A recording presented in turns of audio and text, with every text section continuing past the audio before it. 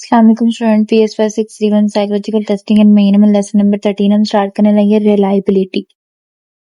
अच्छा, एक अच्छे टेस्ट के लिए ना 3 चीजें बहुत इंपॉर्टेंट है, रिलायबिलिटी, एक वैलिडिटी और एक स्टैंडर्डाइजेशन। रिलायबिलिटी के टेस्ट अगर हम करते हैं ना, रिजल्ट बार बार वही है, ये नहीं कि एक बार अच्छा आ गया एक बार बुरा आ गया। ठीक है, तो अब एक एग्जांपल मैं आपको देती हूँ कि अगर हम बीपी चेक करते हैं, हम वही डिवाइस यूज करेंगे ना जिसमें अगर हमें अभी एक बार मैंने चेक किया बीपी मेरा नॉर्मल आया, लो आया, दोबारा 5 मिनट बाद मैं करती हूँ तो फिर 5 मिनट में तो फर्क नहीं पड़ता ना।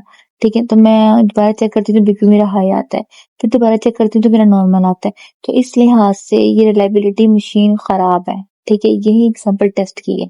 टेस्ट हम अगर एक बार देते हैं तो हमारा ये आंसर आ रहा है, दूसरी बार दे रहे हैं तो अलग आंसर आ रहा है, तो हमारी रिलायबिलिटी नहीं है, टेस्ट ठीक नहीं है, टेस्ट में कोई गलती है। ठीक है, रिलायबिलिटी बहुत जरूरी है। वैलिडिटी में क्या है कि देखो, एग्जाम्पल मैं आपको ये देती हूँ कि कह लो कि वैलिडिटी ये होती है कि हम टेस्ट जिस चीज के लिए बना रहे हैं ना, वो टेस्ट उसी चीज के लिए हो। अब एग्जाम्पल, हम अगर हम कोई मशीन डिवाइस बनाई है हमने हार्ट बीट चेक करने के लिए, उससे हम ब्लड प्रेशर चेक करेंगे, ये तो गलत है ना, ये तो गलती हमारी है। ब्लड प्रेशर का आंसर वो क्यों देगी? ठीक है, नहीं देगी, क्योंकि हमने चेक ही हार्ट बीट करनी है, हार्ट बीट का डिवाइस हार्ट बीट यूज करने के लिए बनाएंगे। ठीक है, उसके अलावा कह लो कि हम स्टैंडर्डाइजेशन का कह लो, स्टैंडर्डाइजेशन होता है कि सबको सेम ग्रुप के साथ मेजर करना, एक स्टैंडर्ड सबके लिए बराबर हो, सेम सबके लिए सेम हो, डिफरेंट ना हो। ठीक है, अच्छा चलते हैं अपने शॉर्ट लेक्चर की तरफ ताकि शॉर्ट टाइम में हम ये चीज समझ लें, रिलायबिलिटी। अच्छा students, psychological testing and measurement में ये देख लो, हम रिलायबिलिटी कह लो कि कंसिस्टेंसी ऑफ टेस्ट रिजल्ट बिल्कुल सेम आए बार बार। ठीक है, डिफरेंट ना आए, same person get same score every time, हर बार एक पर्सन का वही रिजल्ट आए। आगे फॉर्मूला इसका क्या, ऑब्जर्व करना, true score plus error. Error तो इसमें होगा, ट्रू स्कोर जो हमारा आंसर था उसको प्लस करेंगे, एरर तो ऑब्जर्व स्कोर जो निकलेंगे उसको हम रिलायबिलिटी करेंगे। ये फॉर्मूला कोई खास इंपॉर्टेंट नहीं, बस आप इसकी चीज याद कर लें। Qualities of a good test की क्वालिटी मैंने आपको बताई, रिलायबिलिटी, कंसिस्टेंस। ठीक है, validity, measure but it should be. ठीक है, स्टैंडर्डाइजेशन से, अच्छा पूरी बुक में हमें ये 3 चीजें बहुत ज्यादा पढ़नी है, रिलायबिलिटी, वैलिडिटी और स्टैंडर्डाइजेशन, जो कि हमने पढ़ी नहीं है। वैलिडिटी हमने पढ़ी है, स्टैंडर्डाइजेशन हमने पढ़ ली है, रिलायबिलिटी हमने शुरू की है। ठीक है, तो इन 3 चीजों की डेफिनेशन ये शॉर्ट में लिखी हुई है, आपने पूरी बुक में जो आपको है ना घुमा के पढ़ने से बेहतर है कि आप ये चीज समझ लें कि रिलायबिलिटी कंसिस्टेंसी कहते हैं, बार बार एक ही रिजल्ट आए टेस्ट का। ठीक है, वैलिडिटी जिस चीज के लिए मेजर करें वही हम चीज मेजर करें। ठीक है, आगे स्टैंडर्डाइजेशन कह लो कि सेम रूल हो सबके लिए, जैसे कि हम नॉर्म्स फाइंड करते हैं वो। ठीक है, अब ये चीज है हमारी, ये 3 चीज अपने माइंड में बिठा लो, इंशाल्लाह आपके अच्छे नंबर आ जाएंगे, क्योंकि 3 चीजें बहुत इंपॉर्टेंट है हमारे। अच्छा जी, आ गया है source of error in test में एरर की वजह क्या है, क्यों एरर आता है। पहला है रिलेटेड फैक्टर। ठीक है, टेस्ट से डिफिकल्टी, ना ज्यादा आसान होना चाहिए ना ज्यादा मुश्किल होना चाहिए टेस्ट। ठीक है, उसके बाद ना लेंथी होना चाहिए, वरना बोर हो जाएंगे पढ़ने। उसके बाद कंटेंट वही होना चाहिए जो सूटेबल हो सबके लिए। ठीक है, सब यूज कर सके। ठीक है, टाइम लिमिट, इतना हो टाइम लिमिट के कोई कॉजेस स्ट्रेस रिलाइफ हो जाए, ये नहीं कि भाई बहुत लेंथी। ठीक है, अच्छा ये वही चीजें जो बार हमने पढ़ी हैं इस सब्जेक्ट में। ठीक है, अब तक तो आप लोग को हर चीज समझ में आ गई होंगी, छोटी मोटी चीजें बार बार रिपीट हो रही हैं टेस्ट के लिए।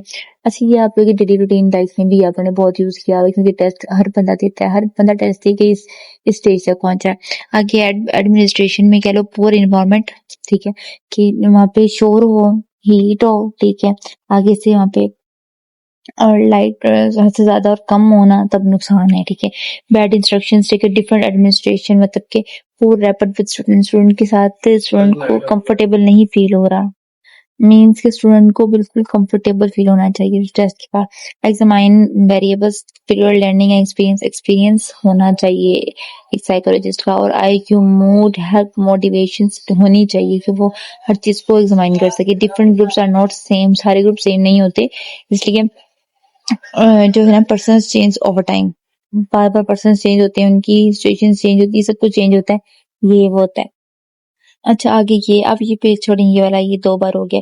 Correlation and reliability. कोरिलेशन कह लो रिलेशनशिप बिटवीन टू स्कोर, दो स्कोर्स के दरमियान जो हम स्कोर्स है ना, रिलेशनशिप है, उसको हम कोरिलेशन कहते हैं। अब रिलायबिलिटी उनका रिजल्ट जो है ना, दो स्कोर्स का बार बार सेम है, जो रिलायबिलिटी। अब टाइप्स ऑफ रिलायबिलिटी की टाइप्स जो है ना, अच्छा ये ना सिर्फ ग्राफ, एज अ ग्राफ इनकी टाइप है, ठीक है। इसकी टाइप हम नेक्स्ट चैप्टर में पढ़ेंगे। ये एज अ ग्राफ जो है ना तीन है, एक पॉजिटिव, नेगेटिव और जीरो कोरिलेशन। पॉजिटिव ये कि अगर लो से हाई की तरफ इंक्रीज हो तो उसको पॉजिटिव कहेंगे, ठीक है। जैसे कि ग्राफ में देख रहे हैं आप, IQ मैथ मार्क्स हाई। उसके बाद नेगेटिव में क्या होगा कि कभी नीचे तो कभी ऊपर, मतलब कह रहे हो कि नीचे से ऊपर से नीचे की तरफ आए तो उसको हम -1 से डोनेट करेंगे। ग्राफ में आप देख सकते हैं। उसके बाद जीरो में कह लो कि कोई भी ना इंक्रीज हो रहा है ना लो हो रहा है, कोई रिलेशन नहीं है इसमें। तो marks, English marks, math marks different दोनों का काम है, इसलिए इसको जीरो से डोनेट करते हैं। आगे गुड रिलायबिलिटी जो है ना, ये चीज आप बस इतनी याद रखें अपने माइंड में, गुड 0.80 और 9.90 तक इतनी होती है, और 0.60 ये वो एक्सेप्टेबल है ही नहीं, ठीक है। इसके आगे हम देखते हैं, ये इसकी डेफिनेशन है। आगे हम देखते हैं अपने एमसीक्यूज। ये एमसीक्यूज पे आपने लास्ट लेक्चर्स कितना आपने मुझे कमेंट में बताना है, जिस तरह आपने मुझे लास्ट में बताया था, ये कमेंट में बताना है मुझे, ताकि मुझे पता चले कि आप लोगों को कितना, आप लोगों की तैयारी हो चुकी है, कि कितना आप लोगों को याद हो रहा है, समझ आ रही है साथ साथ, ठीक है। रिलायबिलिटी मीन्स, ठीक है, अब वैलिडिटी, कंसिस्टेंसी, डिफिकल्टी एंड बियस, ठीक है।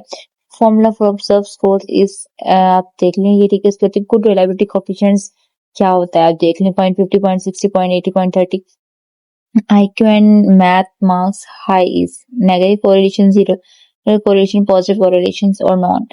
Noise in test room is test factor है, एडमिन फैक्टर है, एग्जामाइन फैक्टर है, क्या है। ये सारे फैक्टर्स वगैरह आपने लास्ट में इंपॉर्टेंट अच्छी तरीके से याद करने। ये एमसीक्यूज भी इंपॉर्टेंट होते हैं। ये वही एमसीक्यूज हैं जो कुछ मैंने अपने खुद ऐड किए, कुछ ऐसे जो लास्ट टाइम एग्जाम्स में आए हुए हैं, ठीक है।